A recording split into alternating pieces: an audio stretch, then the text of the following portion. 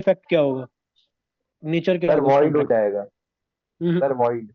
गलत गलत गलत गलत। बताओ भाई। सर वॉइडेबल होगा क्या? वॉइडेबल होगा, किस सेक्शन में होगा वॉइडेबल?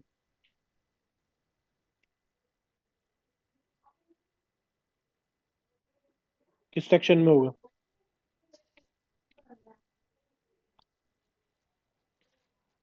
हम्म। नहीं पता कुछ भी? चल मैं बताता हूँ, वेट करो थोड़ा सा, एक मिनट। एक सेक्शन पढ़ना भी, जो मैं ध्यान से पढ़ना, ठीक है, जो मैं पढ़ा रहा हूँ। गौरव, आज स्टार्ट कर दियो बेटा। Okay sir. अब एक सेक्शन ध्यान से पढ़ लो पहले, और बाद में करेंगे। सेक्शन 19 पढ़ो। सेक्शन 19 पढ़ते हैं हम, voidability of agreement without free consent. तो ऐसे कौन से एग्रीमेंट होते हैं जो विदाउट फ्री कंसेंट होते हैं, बताओ।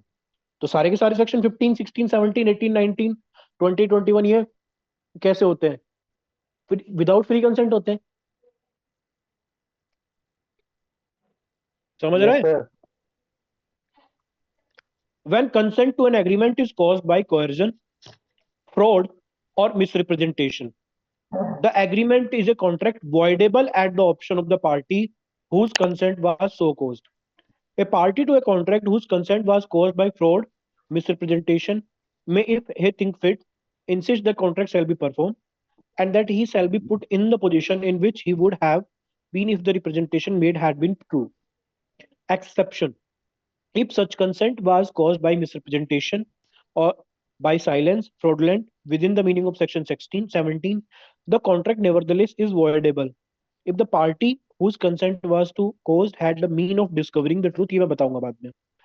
A fraud or misrepresentation which did not cause the consent to a party or to whom such fraud was practiced or whom such misrepresentation was made does not render a contract voidable. अब तुम एक दोबारा से ध्यान से सुन लो। Section 19 सिर्फ बात करता है वॉइडेबल कॉन्ट्रैक्ट की। कॉन्सेंट क्या होता है कि बेसिकली पहले क्या होता था कि कोई भी एग्रीमेंट, कोई भी कॉन्ट्रैक्ट अगर कॉज्ड होता था कोर्जन से, अनड्यू इन्फ्लुएंस से, फ्रॉड से, या मिसरिप्रेजेंटेशन से, तो वो कॉन्ट्रैक्ट वॉइडेबल कॉन्ट्रैक्ट होता था, सेक्शन 19 में लिखा हुआ था। लेकिन तुम सेक्शन 19 जब सेकंड लाइन पढ़ रहे हो तो उसमें डॉट डॉट लिखा हुआ है ना। अब लास्ट में जाते हैं फुट नोट्स में। The word undue influence repealed bye act 6 of 89। तो पहले इसमें चार वर्ड थे, अभी देखोगे तुम सिर्फ तीन वर्ड है। कौन कौन से हैं? Fraud, coercion, fraud, misrepresentation. पहले इसमें अनड्यू इन्फ्लुएंस भी होता था। तो अभी इन्होंने अनड्यू इन्फ्लुएंस के लिए सेक्शन 19A ऐड कर दिया कि अगर कोई कॉन्ट्रैक्ट कोerजन से हुआ है, अगर कोई कॉन्ट्रैक्ट फ्रॉड से हुआ है, और अगर कोई कॉन्ट्रैक्ट मिसरिप्रेजेंटेशन से हुआ है, तो सेक्शन 19 के अकॉर्डिंग वो कॉन्ट्रैक्ट वॉइडेबल होगा। लेकिन अगर कोई कॉन्ट्रैक्ट अनड्यू इन्फ्लुएंस से कॉज हुआ है, तो वो सेक्शन 16 के अकॉर्डिंग, अरे यार, सेक्शन 16 के अकॉर्डिंग वॉइडेबल हो जाएगा, ठीक है। अब देख लेते हैं सेक्शन 16, वो सॉरी सेक्शन 19A के अकॉर्डिंग वॉइडेबल हो जाएगा। तो सिर्फ और सिर्फ अनड्यू इन्फ्लुएंस के लिए एक सेक्शन कौन सा है? सेक्शन 19 है। अब तुमसे अगर कोई आज के बाद पूछता है कि चलो ठीक है, तुम बोल रहे हो कोएर्जन से कोई भी अगर कॉन्ट्रैक्ट हो रहा है, या फ्रॉड से कोई भी कॉन्ट्रैक्ट हो रहा है, या मिस रिप्रेजेंटेशन से अगर कोई कॉन्ट्रैक्ट हो रहा है, तो वो वॉइडेबल कॉन्ट्रैक्ट होएगा, तो किस सेक्शन में लिखा हुआ है?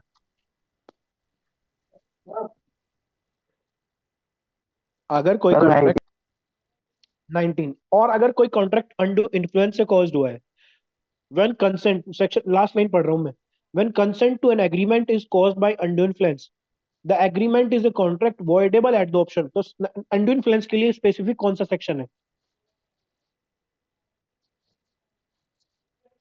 हेलो कौन सा सर। सेक्शन है? हाँ जी बेटा। Sir section number under 16। Under influence के लिए सेक्शन 16 है, मैं मानता हूँ।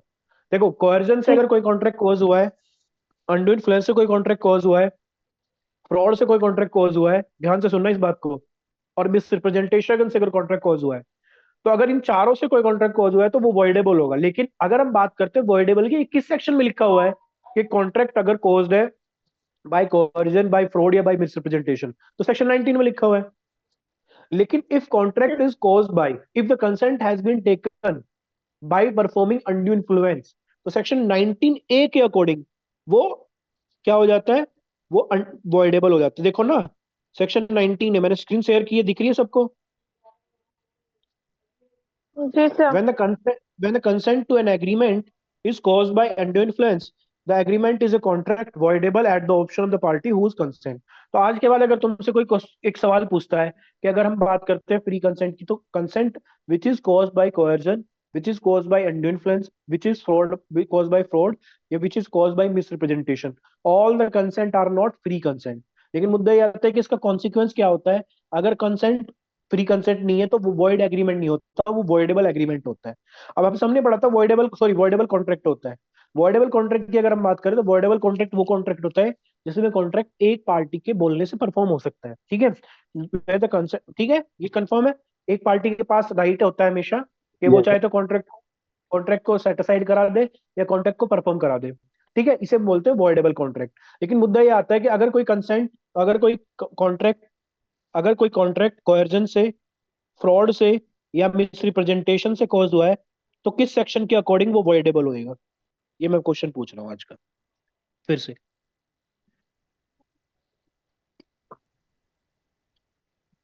क्वेश्चन समझे मेरा? सर एक बार रिपीट कर दो क्वेश्चन। मेरा क्वेश्चन ये है कि 19, अगर कोई क्वेश्चन कोएर्जन से, कोएर्जन से, फ्रॉड से और मिसरिप्रेजेंटेशन से कॉज हुआ है, तो that contract shall be voidable, किस सेक्शन में लिखा हुआ है? सर 19। अच्छा, अगर कोई कॉन्ट्रैक्ट अनड्यू इन्फ्लुएंस से कॉज हुआ है, अगर consent has been sir taken, nineteen if the consent has been taken by performing undue influence, तो किस सेक्शन के अकॉर्डिंग वो वॉइडेबल होएगा? Sir 19 sir A. 19। 19A undue influence की बात कर रहा है, उसके अलावा 3 की बात कर रहा है 19। अब ये अलग क्यों कर दिया गया वो मैं बाद में बताऊंगा। पहले हम एक बार सेक्शन 15, 16, 17 पढ़ लेते हैं ढंग से, पहले से जो हमने पढ़ा था दोबारा से एक बार देख लेते हैं। मैं सिर्फ आपको आज सेक्शन पढ़ा रहा हूँ क्योंकि हमने इस पे क्लास ले ली है बड़ी सारी। मैं आपको 4 हेडिंग बताऊंगा। कोएर्जन इज नंबर 1, कमिटिंग और threatening to commit any act forbidden by Indian penal Code. अब मैं आपको बताता हूँ बेयर एक्ट कैसे पढ़ते हैं। कोएर्जन इज द कमिटिंग, उसके बाद ये थ्रेटनिंग टू कमिट मत पढ़ो, डायरेक्ट आ जाओ। Coercion is committing any act forbidden by Indian penal Code. उसके बाद सेकंड पैरा बनेगा, और threatening to commit any act forbidden by Indian penal Code. उसके बाद थर्ड लाइन बन जाएगी, और अनलॉफुल डिटेनिंग एनी प्रॉपर्टी, और threatening to detain any property. तो कोएर्जन कैसे होता है कि जब हम कोई ऐसी एक्ट कर रहे हैं which is punishable by Indian penal Code, या हम थ्रेट कर रहे हैं कि हम ऐसी एक्ट करेंगे which is punishable by Indian penal code. Like अगर मैं किसी के सर में डंडा मार रहा हूं, तो that is punishable by Indian penal code, इसे बोलते हैं भारतीय न्याय संहिता आज के टाइम पे। और अगर मैं थ्रेट कर रहा हूं कि मैं किसी के सिर पे डंडा मारूंगा, मेरे साथ कॉन्ट्रैक्ट कर ले, तो that act also punishable by Indian penal code. ठीक है, क्रिमिनल इंटिमिडेशन में चला जाएगा, यस या sir. Attempt to commit murder में चला जाएगा, कुछ भी चला जाएगा। उसके बाद हम बात करते हैं, if a person detaining any property, so that and causing a contract or taking consent by detaining that property, so that is also a part of coercion। उसके अलावा बात करते हैं, if a person threatening to detain any property and making contract, that is also a part of coercion। तो ये तो हो गया, 4 हेडिंग इसमें हो जाती है। ठीक है, ये याद रखना हमेशा। coercion is committing और threatening to commit any act forbidden by Indian penal code, इसको हम बोल देंगे भारतीय न्याय संहिता, और द अनलॉफुल डिटेनिंग और threatening to detain any property to the prejudice to any person whatever with the intention of causing any person to enter into contract। अब ये मैं सारी एक्ट कर रहा हूं, अगर मैं क्या कर रहा हूं, कोई ऐसी एक्ट कमिट कर रहा हूं which is punishable by BNS है, या threatening to commit any act which is forbidden by BNS है, या फिर मैं डिटेन कर रहा हूं एनी प्रॉपर्टी, या threatening to detain any property कर रहा हूं, मैं किस इंटेंशन के साथ कर रहा हूं? With the intention of causing any person to enter into a contract. 4 heading clear होगी? 4 क्लियर है? आज के बाद 4 हेडिंग लिख दोगे? Yes 4 sir. पॉइंट क्लियर है? अब आते हैं यस सर। सेकंड चीज पे, अब आते हैं कोएर्जन के सेकंड पॉइंट पे। It is immaterial whether the Indian Penal Code is or is not in force in the place where the coercion is employed. अब इसका मतलब क्या हुआ, अगर डायरेक्ट कोई तुमसे क्वेश्चन ये बोल दे कि define coercion and define this line, कि it is immaterial whether the Indian Penal Code is और is not in force in the place where the coercion is employed, तो इसका मतलब पता क्या हुआ, ए ऑन बोर्ड, इलस्ट्रेशन पढ़ रहा हूं ध्यान से पढ़ लेना एक बार घर से फिर से, a on board an English ship on the high sea causes B to enter into an agreement by an act amounting to criminal intimidation under Indian Penal Code. A afterwards sue B for breach of contract at Calcutta.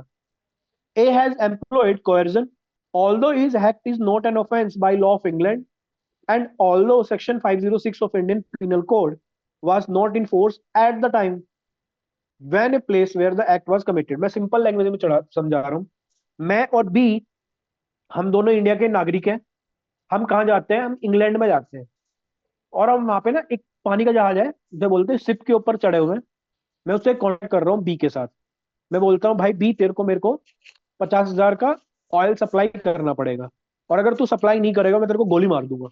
तो उस condition में मैंने B की consent तो ले ली है, लेकिन B की कंसेंट कैसे ली, मैंने कोएर्जन परफॉर्म किया है ना। लेकिन मुद्दा ये आता है कि इंडियन पीनल कोड जब आप पढ़ोगे ना, इंडियन पीनल कोड, तो इंडियन पीनल कोड कोई पाकिस्तान में तो लगेगा नहीं, ये लग जाएगा पाकिस्तान में। No sir. Indian penal code Bangladesh में एप्लीकेबल हो जाएगा क्या? No sir.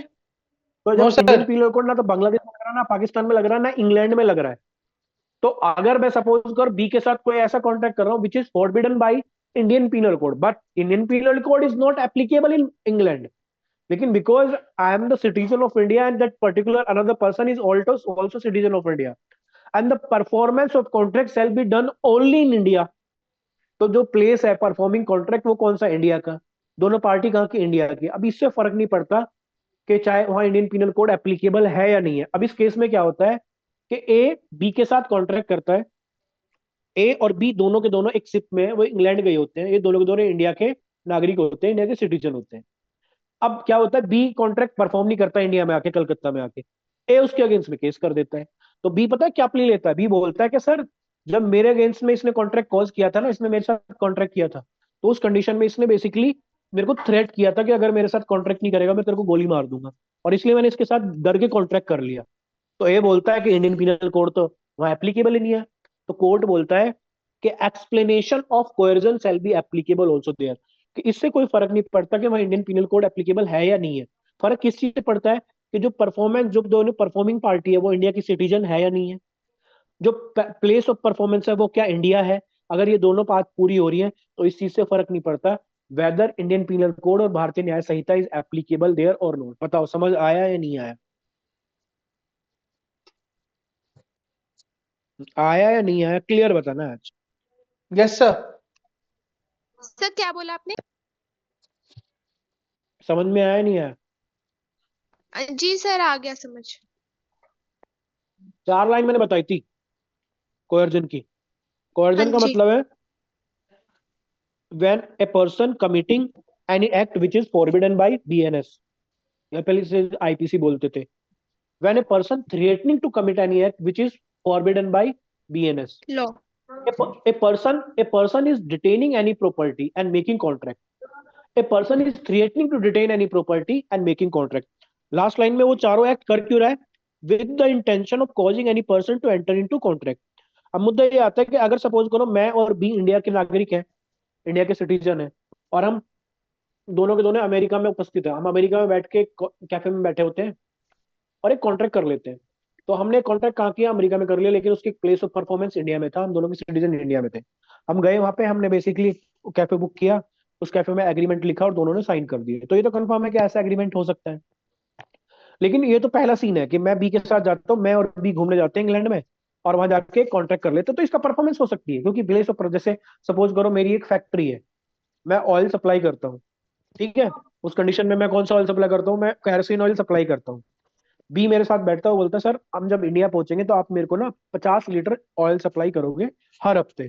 मैं बोलता हूँ ठीक है, और ऐसा कॉन्ट्रैक्ट हो भी सकता है, कोई फर्क नहीं पड़ता उससे, कॉन्ट्रैक्ट तो हो सकता है ना, प्लेस ऑफ परफॉर्मेंस इंडिया में, दोनों पार्टी यहाँ पे इंडिया में ही है। उस कंडीशन में क्या होता है कि अगर सपोज करो मैंने बी की कंसेंट जबरदस्ती ली थी ना, कि मैं बोल रहा हूँ कि मैं तेरे को 50 लीटर ऑयल सप्लाई करूंगा, और तेरे को मेरे को 50 करोड़ रुपए हर हफ्ते भेजने पड़ेंगे।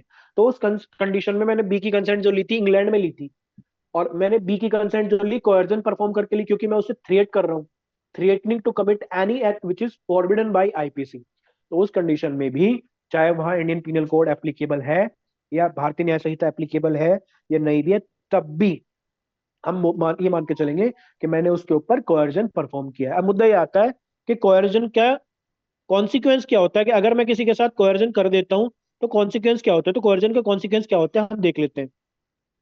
अगर मैं कोई, सपोज करो मैंने बी की कंसेंट कोएर्जन से ली है, तो उस कंडीशन में बी के पास ऑप्शन है, बी क्या कर सकता है, किसके ऑप्शन पे, ये कैसा कॉन्ट्रैक्ट है, ये वॉइडेबल कॉन्ट्रैक्ट है। जब मैं कोएर्जन से कोई कॉन्ट्रैक्ट कंसेंट लेता हूं, जब मैं फ्रॉड से कोई कंसेंट लेता हूं, जब मैं अंडू इन्फ्लुएंस से कोई कंसेंट लेता हूं, जब मैं मिस रिप्रेजेंटेशन से कोई कंसेंट लेता हूं, तो कंसेंट कैसी कंसेंट होती है, वो वॉइड होती है, वॉइडेबल कॉन्ट्रैक्ट हो जाएगा। वो कॉन्ट्रैक्ट कैसा होगा, वॉइड या वॉइडेबल? Sir voidable. क्या मतलब होता है वॉइडेबल, कैसा होता है? वॉइडेबल से क्या समझते सर हो? वॉइडेबल का सर वॉइडेबल का मतलब हुआ वो इनिशियल स्टेज पे वैलिड था, उसके बाद में जाके सर उसके सर्कमस्टांसेस ऐसे क्रिएट हो गए कि वो वॉइडेबल हो गया, उसे हम क्यों भी नहीं करा नहीं सकते हैं नहीं, और नहीं। Contract sir subsequent become voidable मैं बाद में बताऊंगा। ये है voidable contract from the very beginning. B के पास दो ऑप्शन है, मैंने बी के अगेंस्ट में कोएर्जन परफॉर्म किया है। मैं बी के पास बोलता हूँ बी कि तेरे को गोली मार दूंगा नहीं तो मेरे साथ कॉन्ट्रैक्ट कर। जिस दिन वो कॉन्ट्रैक्ट पे साइन करता है उसी दिन से बी के पास दो ऑप्शन है। जिसके ऑप्शन पे कॉन्ट्रैक्ट वॉइडेबल होता है उसके पास हमेशा दो ऑप्शन होते हैं। अगर सपोज कर मैं तेरे को बोल दूं कि मैं अभी वंश का सर फोड़ दूंगा, नहीं तो वंश मेरे साथ कॉन्ट्रैक्ट कर, तो सपोज कर वंश मेरे से डर के कॉन्ट्रैक्ट तो साइन तो कर दे रहा है, मैंने भी साइन कर दिया, वंश ने भी साइन कर दिया, उसी दिन कॉन्ट्रैक्ट कंक्लूड भी हो गया। लेकिन जिस दिन तूने साइन किया उस दिन से तेरे पास दो ऑप्शन है। तेरे ऑप्शन पे कॉन्ट्रैक्ट परफॉर्म भी हो सकता है, तू चाहे तो मेरे को बोल दे कि अमित सर आपने मेरे से कॉन्ट्रैक्ट किया था, परफॉर्म करो। और तेरे ऑप्शन पे ये कॉन्ट्रैक्ट वॉइड भी डिक्लेयर हो सकता है। तो तेरे पास दो, मेरे पास तो सिर्फ एक ऑप्शन है। मैं तो कोर्ट में जाऊंगा, बोल दूंगा सर इसको परफॉर्म कराओ, ये परफॉर्म नहीं कर रहा है। तो तू प्ली ले सकता है कि सर मैं इसलिए परफॉर्म नहीं कर रहा कि जिस टाइम अमित सर ने मेरे से कॉन्ट्रैक्ट किया था इन्होंने कोऑर्जन परफॉर्म किया था मेरे अगेंस्ट में। एक तो तेरे पास ये ऑप्शन हो गया। दूसरा, तेरे पास ऑप्शन ये होता है कि तू इसे वॉइड डिक्लेयर करा दे खुद ही कोर्ट में जाके। वॉइडेबल कॉन्ट्रैक्ट में हमेशा जिस पार्टी के ऑप्शन पे एग्रीमेंट, सपोज कर तेरे ऑप्शन पे एग्रीमेंट वॉइड, कॉन्ट्रैक्ट वॉइडेबल है, तो तेरे पास दो ऑप्शन होंगे हमेशा। तो या तो इसको कॉन्ट्रैक्ट को परफॉर्म करा दे या कॉन्ट्रैक्ट को कोर्ट में जाके वॉइड डिक्लेयर करा दे। समझ रहा है? अब ये ऐसा क्यों हो रहा है? ये इक्विटी ने दिया है राइट तेरे को। इक्विटी बोलती है कि भैया जिस बंदे के साथ गलत हुआ है हम उसे स्पेसिफिक राइट देते हैं। तेरे साथ गलत हुआ है क्योंकि तेरी कंसेंट जो मैंने जबरदस्ती ली है तेरे साथ, तेरे को मैंने बोल दिया कि तेरे को गोली मार दूंगा नहीं तो मेरे साथ कॉन्ट्रैक्ट कर। तो इस कंडीशन में तेरे पास दोनों ऑप्शन है। तू चाहे तो ये बोल दे अमित सर कॉन्ट्रैक्ट परफॉर्म करो, या तू चाहे ये बोल दे सर मैं कॉन्ट्रैक्ट परफॉर्म ही नहीं करना चाह रहा, मैं तो इस कॉन्ट्रैक्ट को वॉइड जाके डिक्लेयर कराऊंगा। अगर ये कॉन्ट्रैक्ट नॉर्मल कॉन्ट्रैक्ट होता, वॉइडेबल कॉन्ट्रैक्ट नहीं होता, तो तेरे को परफॉर्म करना ही पड़ता अकॉर्डिंग टू सेक्शन 37, जहां कंसेंट फ्री कंसेंट होती। लेकिन क्योंकि कंसेंट फ्री कंसेंट नहीं है, तो तेरे ऑप्शन पे जिसकी कंसेंट फ्री कंसेंट नहीं होती, मेरी कंसेंट तो फ्री थी लेकिन कंसेंट किसकी नहीं है, वंश की फ्री नहीं है, क्योंकि वंश को डर है कि मैं इसको सर फोड़ दूंगा या इसको गोली मार दूंगा। तो उस कंडीशन में क्या होगा, तेरे पास दो ऑप्शन होते हैं। ठीक है बेटा, ये भी तो मैं कह रहा हूँ वॉइडेबल ढंग से पढ़ लो पहले। अगर इंटरपोलेशन क्लोज नहीं पढ़ी ढंग से तो कुछ नहीं आएगा। सेक्शन 2I ढंग से पढ़ रहे हैं पहले। An agreement which is enforceable by law at the option of one or more of the parties thereto, but not at the option of other party is voidable contract। Section 2I फिर पढ़ रहा हूं मैं। तू इस contract को perform भी करा सकता है, तू इस कॉन्ट्रैक्ट को सेट असाइड भी करा सकता है। मेरे पास सिर्फ एक ही ऑप्शन है, मैं क्या कर सकता हूँ, सिर्फ परफॉर्म करा सकता हूँ। ठीक है, मैं इसको नल एंड वॉइड डिक्लेयर नहीं करा सकता। तो कौन party null and void declare करा सकती है? जिसकी कंसेंट फ्री नहीं है। तो इस कंडीशन में, इस केस में किसकी कंसेंट फ्री नहीं है, मेरी या वंश की? सर मेरी। तो वंश के पास दो ऑप्शन कौन कौन से हो गए वॉइडेबल केस में? आइदर यू सर कैन या गो तो फॉर, मैं, either you can हाँ go सर for या तो, specific performance of contract or you can go for setting aside that contract। तेरे पास दो ऑप्शन है, तू या तो परफॉर्म करा ले या फिर उसको सेट असाइड करा ले। क्यों? इक्विटी ने बोल दिया, सेक्शन 2I बोलता है which is voidable eight the option of one party. अब इनिशियली वो कॉन्ट्रैक्ट है सबसिक्वेंटली जब तू इसे वॉइड डिक्लेयर करा देगा कॉन्ट्रैक्ट खत्म हो जाएगा। ठीक है, इतनी बात पढ़नी है हमको। तो अब बात करते हैं हम कोएर्जन की। तो कोएर्जन से अगर कोई कॉन्ट्रैक्ट हुआ है तो सेक्शन 19 का, अगर कोएर्जन लिख रहे हो सेक्शन 15 लिख के आ रहे हो तो सेक्शन 19 भी लिख के आओगे, क्योंकि according to section 19 when consent to an agreement is caused by coercion, fraud or misrepresentation, the agreement is contract voidable at the option of party whose consent was so caused। समझ रहा है?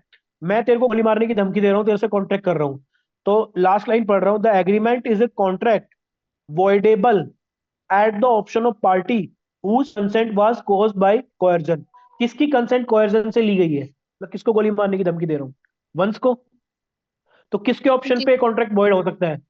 Once के option पे। तो ये void, अब मेरे को एक चीज बता दो, जो अगर कोई कॉन्ट्रैक्ट जिसमें कंसेंट ली गई है कोएर्जन से, अंडू इन्फ्लुएंस से, फ्रॉड से या मिस रिप्रेजेंटेशन से, तो वो वॉइड कॉन्ट्रैक्ट होता है, वॉइड एग्रीमेंट होता है सॉरी, या वॉइडेबल कॉन्ट्रैक्ट होता है? Sir voidable. Sir voidable voidable का agree- मतलब है, वॉइडेबल का मतलब है कि एक पार्टी के पास दो ऑप्शन है, either he can go for specific performance of contract और he can set aside the contract by way of taking a decree from the court. ठीक है, आपके पास दो ऑप्शन है, तो यहाँ वंस के पास दो ऑप्शन है। लास्ट लाइन वंस को, the agreement is a contract, जो ये सेकंड लाइन है ना, सेकंड पैरा की सेकंड लाइन जो है फर्स्ट पैरा की, the agreement is contract voidable at the option of the party whose consent was so caused। समझ गए मेरी बात?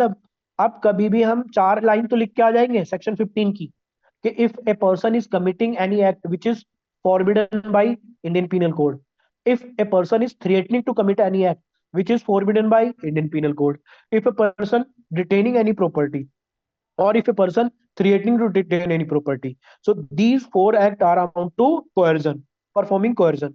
अब मुद्दा ये आता है कि अगर कोई बंदा इंडिया में नहीं, अभी क्वेश्चन ये भी पूछ लेते हैं कि अगर ए और बी ने, ए और B are citizen of India but they are making a contract in England, but and one person is performing coercion, so whether this is normal contract और वॉइडेबल कॉन्ट्रैक्ट? बताओ, क्वेश्चन समझे? Sir एक बार ए repeat एंड करना। B, A and B are citizen of India. Both are citizen of India, but they are basically in USA right now. They are making a contract, but A is performing coercion, and by performing coercion, he is taking consent of B. So whether this contract is normal contract or is a voidable contract? Hindi में पूछ रहा हूँ। Sir voidable A contract क्यों? Sir because वो दोनों citizen of India है। ठीक है, और उसमें क्या परफॉर्म किया उसने? कोएर्जन। Yes sir. किस सेक्शन में लिखा हुआ है कि if agreement is caused, a consent is caused by coercion, then that shall be that contract is a voidable contract? Sir किस सेक्शन में लिखा 19 हुआ है? में 19 में। बहुत सिंपल सी बात, सब ठीक है, बहुत बढ़िया। अब सेकंड पैरा पढ़ते हैं। एक पार्टी, सेकंड पैरा पढ़ेंगे मिस रिप्रेजेंटेशन के साथ, ठीक है? फर्स्ट लाइन पढ़ लो बस अभी। अब आते हैं, हम पढ़ते हैं, अरे यार यहाँ क्या रहा है बाहर। अब पढ़ते हैं सेक्शन 16। तो 15 समझ आया है? Yes sir. आ भी रहा है, वैसे बोल रहे हो? चलो भाई। A contract is said to be influenced, a contract is said to be induced by undue influence, where the relationship subsisting between the parties are such that one of the parties is in position to dominate the will of other, using that position and obtain an unfair advantage over the other। तीन चीजें बता रहा हूं मैं, लिख लेना। One person is in position to dominate the will of other. One person is in position to dominate the will of other, and that person using that position and obtain, third line है, and obtain an unfair advantage, so that a contract is said to be induced by undue influence, where the relationship between the parties are such that one of the parties is in position to dominate the will of others and uses that position to obtain an unfair advantage over the other। So relation between the parties is that, like, one person is in which position? Sir, one person is in the position to dominate the will of other. डोमिन Other, and using that position For which purpose he is using that position? To gain the unfair advantage. So that is undue influence. Simple सी बात है, समझ रहे हो? One person is in dominating position. The relation between the parties are that, like, one person is in dominating position, using that position or taking unfair advantage. In particular, second पारा पढ़ रहा हूं मैं, अब समझ गए इतना तो?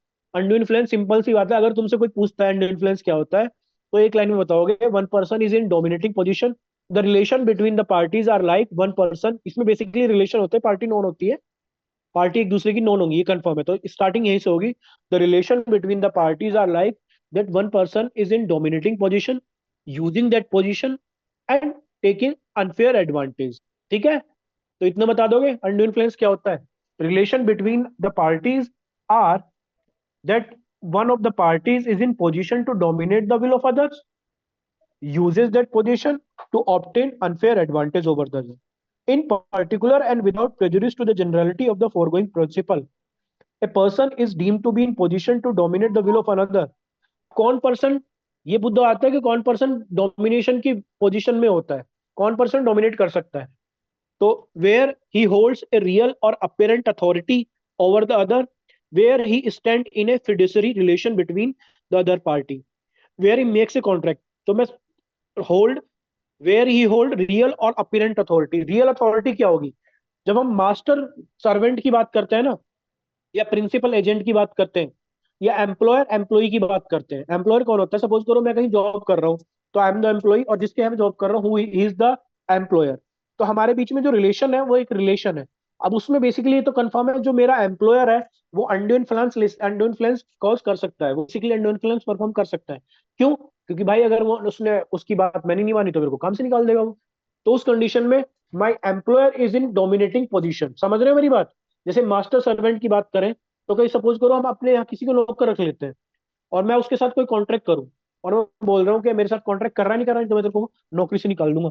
तो उस कंडीशन में I am holding a real authority. Apparent authority क्या होगी? रियल अथॉरिटी तो ये है कि साफ साफ दिख रही है। जैसे रियल अथॉरिटी क्या होता है कि मास्टर सर्वेंट के बीच में अथॉरिटी है, कॉन्ट्रैक्ट से हम कोई कॉन्ट्रैक्ट कर रहे हैं, जैसे एम्प्लॉयर एम्प्लॉय के बीच में अथॉरिटी है, या अगर बात करते हैं स्टूडेंट टीचर के बीच में अथॉरिटी है, तो रियल अथॉरिटी है भाई। मेरे को पता है कि भैया अगर मैं टीचर हूं तो मैं किसी स्टूडेंट को क्या करूं, अनड्यू इन्फ्लुएंस करके उससे क्या कर सकूं, एडवांटेज गेन कर सकता हूं मैं। रियल अथॉरिटी साफ साफ दिख रही है, रियल अथॉरिटी। अब आते हैं अपेरेंट अथॉरिटी। अपेरेंट अथॉरिटी क्या होती है? अपेरेंट अथॉरिटी वो होती है कि बेसिकली जो रियल अथॉरिटी नहीं है। जैसे सपोज करो हम किसी मतलब ऐसे जो इन्फ्लुएंसर के पास जा रहे हैं, आज के टाइम में इन्फ्लुएंसर बहुत बढ़ रहे हैं, और वो बोल रहे हैं कि मेरे पास जादू है, मैं तेरी सारी दुख दूर कर दूंगा, तो मेरे साथ बस कॉन्ट्रैक्ट कर ले। तो वहाँ रियल अथॉरिटी नहीं, लेकिन अपेरेंट अथॉरिटी है कि ही इज इन अथॉरिटी। वो डायरेक्ट और इनडायरेक्ट मेरी जो जो इंटेंशन है ना, उसको कहीं ना कहीं वो कॉज कर सकता है, मेरी इंटेंशन को वो बेसिकली कॉज कर रहा है। तो अपेरेंट अथॉरिटी। तो रियल अथॉरिटी में क्या होता है? मास्टर और servant relation, employer employee relation, या उसके अलावा बात करते हैं प्रिंसिपल एजेंट रिलेशन। लेकिन अपेरेंट अथॉरिटी की बात करें तो अपेरेंट अथॉरिटी में बेसिकली जो इन्फ्लुएंसर, इसका एग्जांपल यूज कर सकते हैं। अब बात करते हैं, या इसे ध्यान से सुन लेना, मैं दोबारा भी पूछने वाला हूं। In a particular, without prejudice to the generality, the foregoing principle, a person is deemed to be in position to dominate the will of another, where he holds a real or apparent authority over the other, or where he stand in a fiduciary relation to the other. तो ये fiduciary relation क्या होता है, ये बता दो मेरे को। चलो सर, फिड्यूशरी रिलेशनशिप वो होता है जैसे डॉक्टर पेशेंट का होता है, लॉयर बेटा, क्लाइंट का। फिड्यूशियरी रिलेशन जो होता है ना, याद रखना, जो रिलेशन ट्रस्ट पे बेस करते हैं, जो ट्रस्ट पे चलते हैं, वो फिड्यूशियरी रिलेशन होते हैं। जैसे क्लाइंट का और एडवोकेट का रिलेशन होता है, फिड्यूशियरी रिलेशन है। जैसे डॉक्टर का और पेशेंट का रिलेशन है, फिड्यूशियरी रिलेशन है। अब सपोज करो कोई डॉक्टर है, अपने पेशेंट के साथ कॉन्ट्रैक्ट कर रहा है, तो वो कर सकता है, कोई बड़ी बात नहीं है। लेकिन सपोज करो वो अनड्यू इन्फ्लुएंस परफॉर्म करके कॉन्ट्रैक्ट कर रहा है, तो ही is in dominating position, he is using that position. Doctor is basically in fiduciary position relation with patient. Doctor is basically in fiduciary relation with patient. Doctor is in dominating position. Doctor is using that position, and doctor is gaining undue advantage from that patient. So basically that contract is caused by undue influence, and that contract is voidable according to section 19A of Indian Contract Act. मेरी बात ध्यान से सुन लेना। आज की class में इतना याद करना बस कि one person is in dominating position, using that position, and why he is using position to gain unfair advantage. दूसरी बात आती है, अब यहाँ आता है रिलेशन किस कैसे होते हैं। तो रिलेशन की बात करें तो रियल और अपीरेंट अथॉरिटी में कोई बंदा हो सकता है। रियल अथॉरिटी में कौन हो सकता है? प्रिंसिपल एजेंट होता है, मास्टर सर्वेंट होता है। अपेरेंट अथॉरिटी में कौन होता है? अपेरेंट अथॉरिटी की बात करें तो जैसे हमने देखा था ना, कोई सपोज करो हम कोई सर इन्फ्लुएंसर साधु हो उसके पास भक्त। जा, हाँ कोई भक्त वगैरह ऐसा हो गया, अपेरेंट अथॉरिटी में हो जाता है। उसके अलावा अगर हम बात करते हैं फिड्यूसरी रिलेशन में, तो फिड्यूसरी पे अंडरलाइन करके एक चीज लिख लेना, the relation which is based on trust. तो बहुत सारे रिलेशन ऐसे होते हैं जो ट्रस्ट पे बेस करते हैं। जब हम सपोज करो डॉक्टर के पास जाते हैं तो उस पर ट्रस्ट करते हैं कि डॉक्टर आपको ठीक कर देगा। जब हम एडवोकेट के पास जाते हैं, लॉयर के पास जाते हैं, तो हमें पता है कि वो हमको रिप्रेजेंट करेगा और हमारे सारे दुख हर लेगा, वो कोर्ट में जाके हमको रिप्रेजेंट करेगा। तो the relation which is based on trust, that is fiduciary relation. तीन हेडिंग होगी।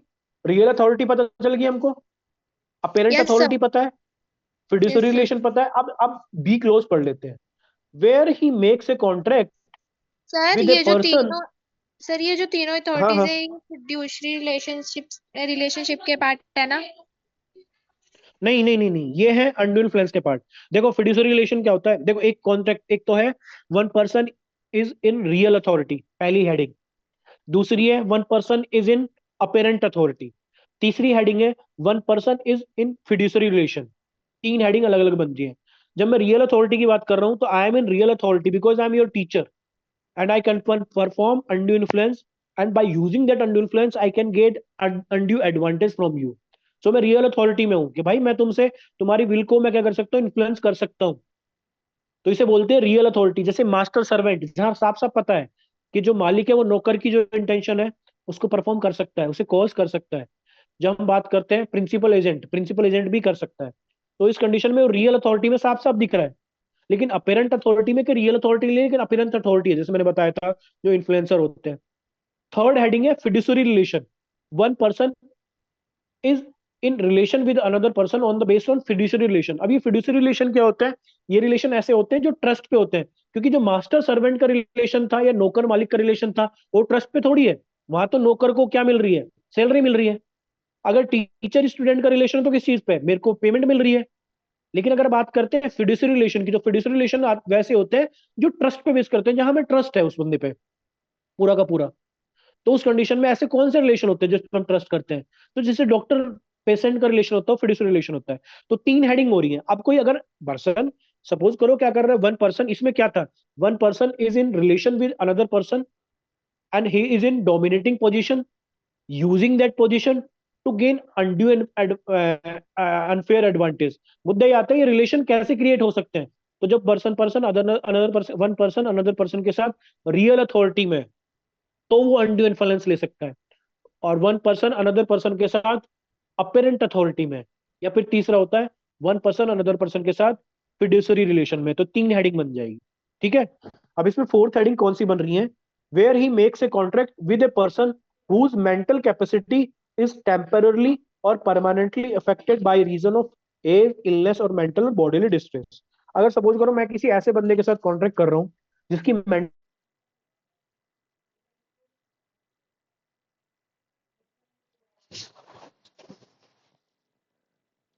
सर आवाज नहीं आ रही सर आपकी। हेलो भाई, वंश आ रही है? हेलो नहीं आ रही सर की वो आवाज चली सोचे गई। अच्छा, अब भी आ रही है? अब आ रही है? चली गई? आ गई सर, सर आ गई। आ गई सर, आ गई। ठीक है। तो तीन टॉपिक बनते हैं। One person is in real authority, second topic था one person is in apparent authority, third topic था one person standing in fiduciary relation, fourth topic है where he makes a contract with a person whose mental capacity is temporarily और permanently affected. तो अगर किसी की mental capacity temporarily और permanently affected है by reason of age, illness या फिर बॉडीली डिस्ट्रेस, उस कंडीशन में। तो चार हेडिंग बनती है। अगर आपसे कोई पूछता है अंडू इन्फ्लुएंस क्या होता है तो क्या बताओगे? चलो बता दो मेरे को। सर अनड्यू इन्फ्लुएंस वो होता है where one party is in position to dominate the will of other party. and he is using that position, ये पूरा करोगे इसको, and he is using that position to get to obtain the unfair unfair advantage. advantage. ठीक है, ये तो हो गया अंडू इन्फ्लुएंस। मुद्दा ये आता है कौन से रिलेशन होते हैं जिसमें अंडू इन्फ्लुएंस परफॉर्म हो सकता है। तो पर्सन जब रियल अथॉरिटी में स्टैंड करता हो, तो जब मैं सपोज करो टीचर स्टूडेंट रियल अथॉरिटी है, आप सबको पता है अगर मैं आप मेरे से नहीं पढ़ोगे या आप मेरे को पैसे नहीं दोगे तो मैं आपको फेल करूंगा, तो दैट इज रियल अथॉरिटी। अगर सपोज करो मालिक की बात नौकर नहीं मानता है, तो नौकर को पता है उसका मालिक उसको घर से निकाल देगा, रियल अथॉरिटी।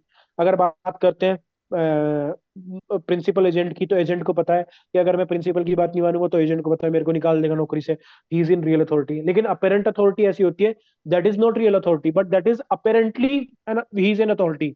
अपेरेंटली अथॉरिटी में कौन होता है, तो इसका बढ़िया एग्जांपल है जो साधु बाबा वगैरह होते हैं या इन्फ्लुएंसर होते हैं, जब हम इन्फ्लुएंस में आके कोई काम कर रहे होते हैं, तो उस कंडीशन में वो रियल अथॉरिटी में नहीं है, लेकिन उनके उस थॉट से हम इन्फ्लुएंस होकर उसको कंसेंट दे रहे हैं। ठीक है, फिर आता है फिड्यूसरी रिलेशन। अब मुद्दा ये आता है सर फिड्यूसरी रिलेशन क्या होता है, तो fiduciary relation those relation which is based on the trust. तो 3 हेडिंग होगी, अब फोर्थ हेडिंग हो जाएगी कि where I am making a contract with another person as he is in not in fit mental capacity. Why? Because by the reason of age, illness और mental और bodily distress. तो अगर मैं 4 heading, समझ रहे हो मेरी बात? अगर कोई पूछते 4 हेडिंग बता दोगे कि कौन कौन से रिलेशन है जिसमें अंडर इन्फ्लुएंस परफॉर्म हो सकता है, बता दोगे? Yes. Yes sir. अब आते हैं सब क्लोज 3 पे। Where a person who is in position to dominate the will of another enter into a contract with him and the transaction appears on the face of it or on the evidence adduced to be unconscionable, the burden of proving that such contract was not induced by undue influence shall lie upon the person in a position to dominate the will of another. Nothing in this section shall affect the provision of section 111 of Indian Evidence Act. तो कल section 16 पढ़ के आओ, time खत्म है, बस 40 minutes की class की बेटा, टाइम खत्म होने वाला है। कल सेक्शन 16 पढ़ के आओ, सिर्फ, ज्यादा मैं पढ़ाना नहीं चाह रहा, विद इलस्ट्रेशन पढ़ के आओ। और सुन लो section 111 of Indian Evidence Act पढ़ के आना, और थोड़ा सा एक पॉइंट लिखो, जल्दी लिखो पहले एक पॉइंट, बर्डन ऑफ प्रूफ। तो एक मीनिंग पता करके आओगे, what is the meaning of burden of proof. Section 16 सब क्लोज 3 के साथ हम बर्डन ऑफ प्रूफ देखेंगे। बर्डन ऑफ प्रूफ क्या होता है, सर मैं बर्डन जल्दी आपको प्रूफ, वो तो वो होता है ना हाँ, सर, प्रूफ का मतलब जो प्रूफ करना होता है ना वो मैं सर बताता हूँ पढ़ मैं के बताता आगे हूँ बताते हैं। मैं बताता हूँ इंडियन एविडेंस एक्ट का सर कौन सा सेक्शन पढ़ना है? सेक्शन 6 111 पढ़ लेना, 101 पढ़ अच्छा लेना, 1 102 पढ़ लेना, 111, 101, 102, 103 इंडियन एविडेंस एक्ट का पढ़ना, नए बीएसए का मत पढ़ना, इंडियन एविडेंस एक्ट ओके, पढ़ के आना, ठीक है? ठीक है सर। 101, 102। अब मैं बताता हूँ होता क्या, जल्दी जल्दी सुन लो, बर्डन ऑफ प्रूफ क्या होता है। कल फिर सेक्शन 16 सब क्लोज 3 करेंगे, सुन लो। तो होता ही है बर्डन ऑफ प्रूफ, मैं बता देता हूँ, उसके बाद पढ़ के आना और फिर मेरे को बताना क्या बर्डन ऑफ प्रूफ होता है, फिर देखता हूँ कितने होशियार हो तुम।